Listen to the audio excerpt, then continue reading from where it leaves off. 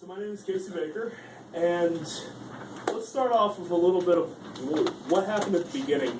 For the last year, I've been writing grants for a nonprofit organization, which I will not name, out of respect to them. And I've been working with a professor here, Paul Diesendorf.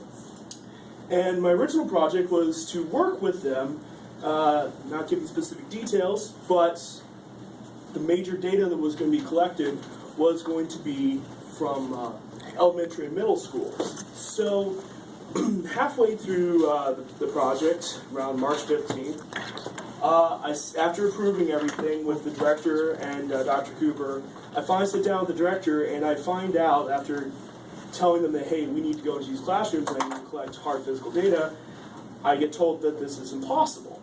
Now, this was a little weird for me because I wrote grants to them for about $20,000 where I essentially said that they were experts in this field. So what I got from this was you can't just take their word of the organization. You have to do a little bit more in-depth research to make sure that what you're saying actually they can do. The term is called mission creep, and what I think the organization was doing was they were basing my grant, which I thought was being based off of what they were able to do, was being used as mission creep so they can get funding. Now, there's nothing wrong with this, except you put yourself out as a grant writer, essentially advertising false materials if the organization can't deliver. And the last thing I learned, which I want to pass on to you guys, is make sure you ask the hard question, what tangible physical results have they created in the organization? And if they go, okay, then you might have a problem. So let's move on to what I'm happy to say I'm working with. Right now, I'm also working with Paul Diesendorf out of an organization called the Veteran Support Network. It's based out of Las Vegas, Nevada, and the director is a Brigadier General in the Navy. He's pretty high up. My dad's also on the board. And I'm working as a grant writer and I'm helping establish the organization from the ground up and doing it right. So what we want to do is we want to help veterans with food service training and certification, which the director at Manley has been doing for the Navy for the last 15 years. So he wants to actually bring this in to help veterans as well who are homeless and down on their luck. We're also going to be offering motivational interpersonal training to improve their experience in the workplace, help them with job placements, and eventually our ultimate goal is to move them into sustainable green housing. One thing that we were really interested in working with are other nonprofits that work with veterans in Las Vegas. There's a huge support network already, but funding is always hard, so we want to work with them to partner and help them get funding, and we will act as expertise in that field. So what my project here is essentially creating a needs assessment of the current environment of Las Vegas with in regards to the homeless veterans, and also an impact statement of how our organization can address that issue. So let's talk about homelessness in general. Okay, there are over 636,000 people at any given night homeless in the United States. About 400,000 are individuals, that means just a single person, and about 236,000 are people and families. This also includes children. These surveys are created by the Housing and Urban Development, and what they do is every first week in January, they go to every major city across the country, and they interview with their local partners, nonprofits, churches, people on the ground who know the current status, and they essentially say, who are you serving? How many people come in there? And they keep pretty detailed records. So this is a very detailed and accurate report. Now, chronic homelessness, this is people who are not just on the streets for, month, 2 months. These are people on the streets for years. It's about 17%, or about 107,000 people chronically homeless in the United States. And although the number has been decreasing in the last couple of years, it still has been very high, especially since the economic collapse in 2008. Okay, so let's talk a little bit more about the problems they have. 26.2% of homeless adults have a severe mental illness from a study in 2010. Over 60% of the people who are chronically homeless have experienced lifetime mental health problems. Almost 35% of homeless adults had chronic substance abuse and use issues such as alcohol, drugs, etc. And some of these things that are listed below here, you can just see are serious problems that affect homelessness. All right, so let's move to specifically veteran homelessness, which our niche group that we're talking about. In the United States, this is the current number as of 2011. It is not published to the end of next year for 2012. There are about 67,000 veterans living in emergency shelters, transitional housing, or unsheltered places, streets, cars, abandoned homes. This is down from 76,000. 60% of these homeless individuals are sheltered on single night, these veterans. 40% are not, though. This is a huge problem. This is a very, very important sector of the homeless population because they're at a far higher risk of becoming homeless. Veterans who are more likely to become homeless, female veterans, white, non-Hispanic, Latino, people between the age of 51 and 61, and people who are disabled who are veterans. So from this chart here, you can essentially see that the blue means that they're homeless at the moment. The letter blue is poor veterans and all veterans in general. So you can see it's really mostly between 31 and 56 that are the target population. Okay, so let's break out where we're talking about where these homeless veterans are. All right, as you'll see, this is the total amount of homeless veterans. And the black are the high percentage places. Now, as you'll probably note, these are more temperate climate or they have very large cities, which are two things that often attract homeless individuals and veterans, also because they offer a lot of support for them too. Nevada, with about 3.3% of all homeless veterans, is ranked number 6.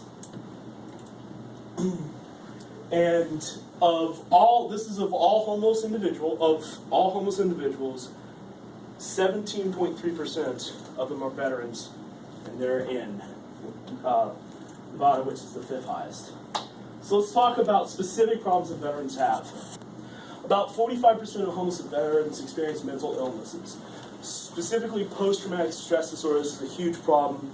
Some people may talk about, you may be familiar with shell shock from like Vietnam, the same thing. 80% of those with traumatic brain injuries had mental illnesses. 70% experience alcohol or other drug abuses. Although less than 1% of veterans are homeless, veterans are 50% more likely than average American to become homeless, and about 1 out of every 6 homeless citizens are veterans. Okay, so let's talk about the cost here. The Secretary of HUD, Sean Donovan, pretty much outlined exactly what the cost of a homeless veteran is. Now, if you've seen my presentation, you already know what the number is, but how many people who haven't seen it, take a guess what that number is? How much it costs a person a year to be homeless in the United States?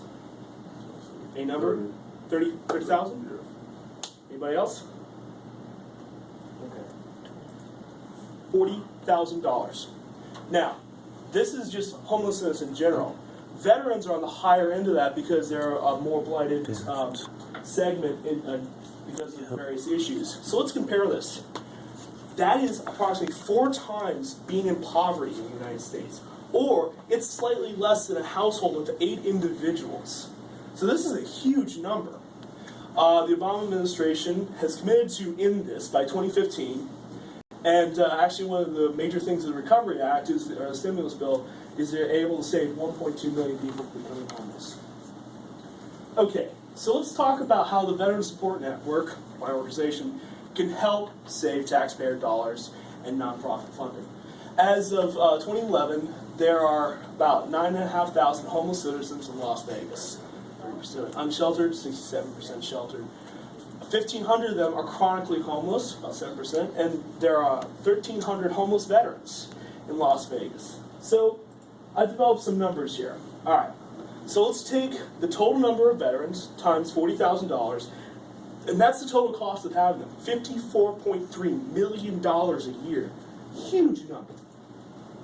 So what I developed in my paper and report for my organization is essentially a formula that we can use.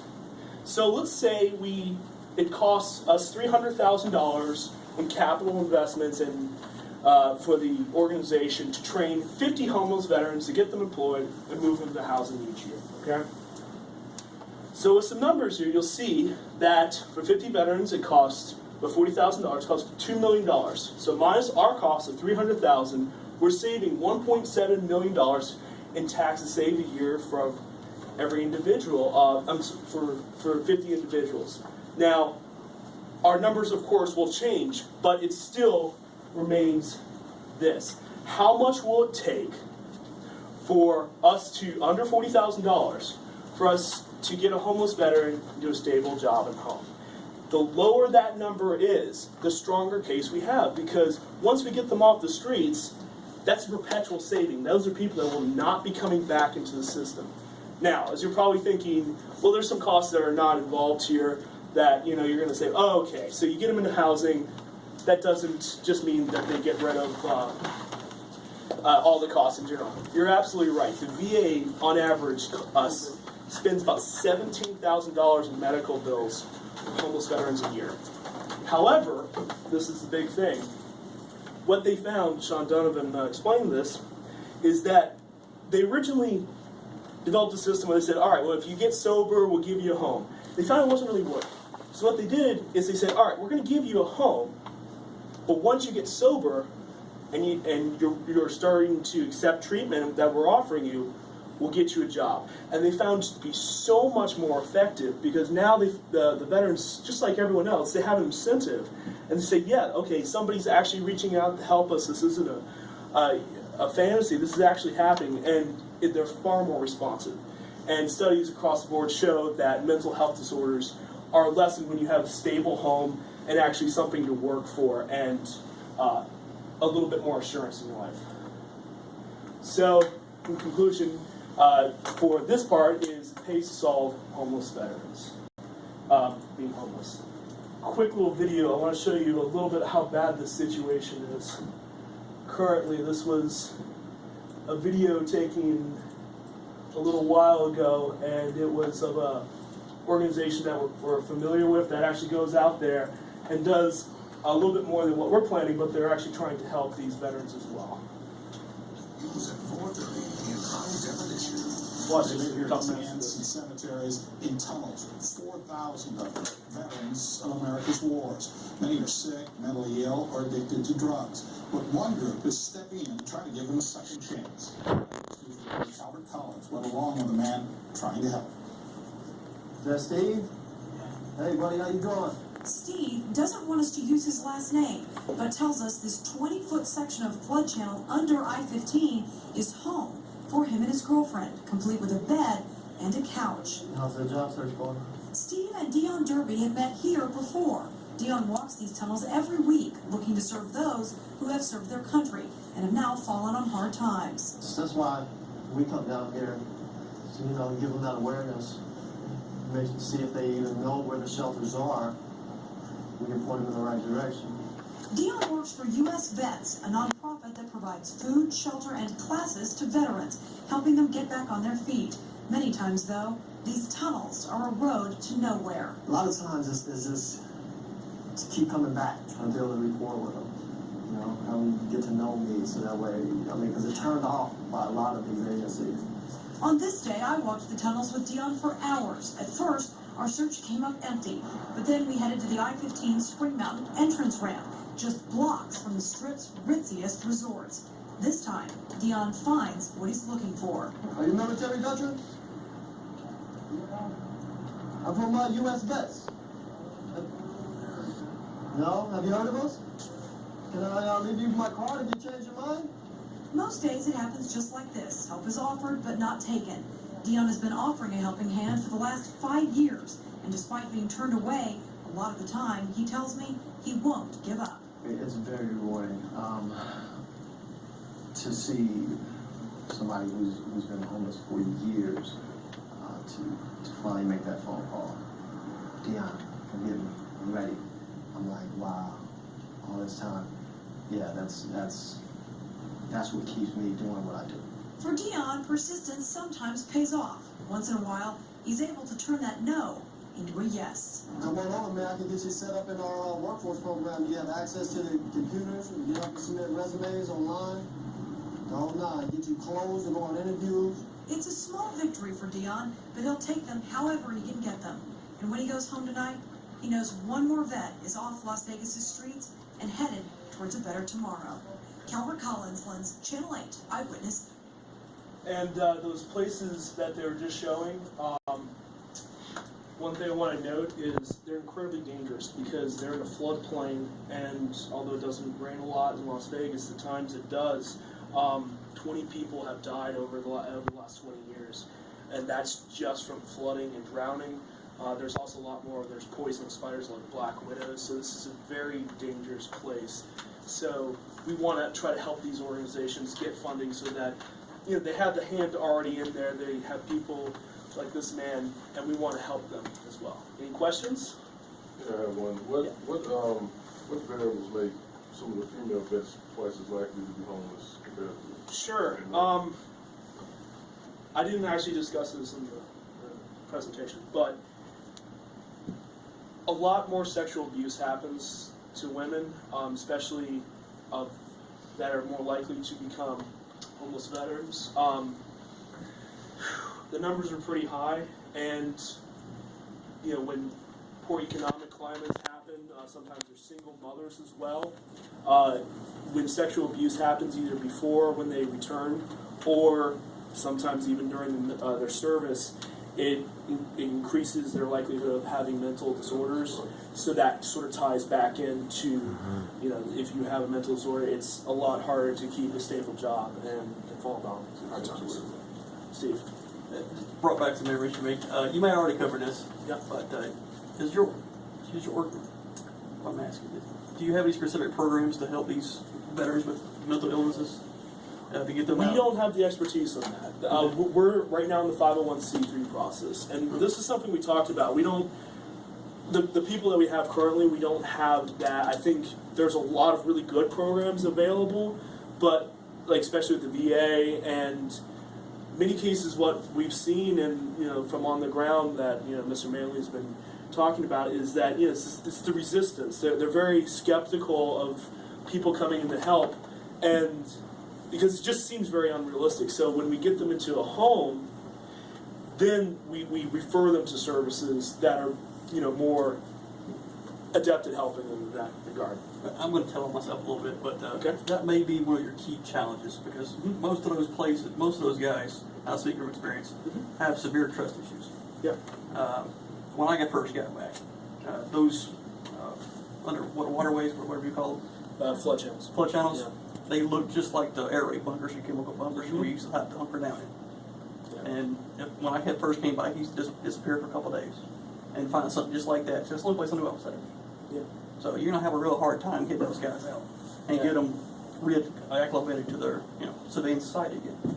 And that was actually one of the major things that I tried to show my organization, because we don't have the expertise in this. We have, fortunately, Brigadier General knows how to talk with these guys, and that he has people that are volunteering with him that are going to be able to do this. But we really want to partner with other organizations because they have guys like Dion out there who are making that daily trip and that they've seen them, and we want to make sure that they will continue to exist because HUD's putting such a major policy emphasis on solving homeless veterans. So building trust and rapport will probably be your greatest factor to getting those guys out. Cool. So, Steve. Building on Stephen's question and comment, this is more of a comment, but you might take a look at sort of the movement that's occurred around the United States in both veterans courts, as they're called, and homelessness courts. It's a sense that that to some degree coercion sometimes works better than simply asking a person for the reasons that that Stephen just mentioned to get them into mental health facilities and such. And a lot of homeless and especially homeless veterans end up having brushes with the law on minor offenses, status offenses, trespassing, things like that. These homelessness courts, like drug courts, are basically offer a program that connects them to treatment services, job opportunities, the whole works, where it would not be voluntarily taken. Yeah, and I could point you to some literature on that in some places where they have them. There's lots of them around the I U.S. like that. Yeah, I'll pass that along. Cool. Thank you. Yeah, sure. With the tough economic climate, I know it's difficult to find jobs. So what kind of jobs are you looking for? Sure, thank you for asking. one of the programs that we're talking about is food service training. So what we want to do is this is simply preparation. Right now, we tend to have a program with a restaurant that completely staffs all homeless veterans, and with of course management is more trained facilitators. But what I forget the name of it's still in developmental phase. But what we ideally want to do is a great place for us to train them and get them into a stable job. Now, of course, you have that obvious issue. Would you want, if you're going out for catering for your wedding, which one would you rather have, a professional catering group or a bunch of homeless veterans? Most people go, okay. So what we're trying to do is we're just trying to get them into a stable job, because it's that first job that gets them back on their feet and reassures them that it's going to be okay and get them off the street. So we're trying to partner with a couple groups right now, such as the restaurant, where once we have them trained and certified, they'll actually be able to go straight into it and go, okay, here's a job, and it's being partnered with like the MGM grant and lots of other places. Any questions?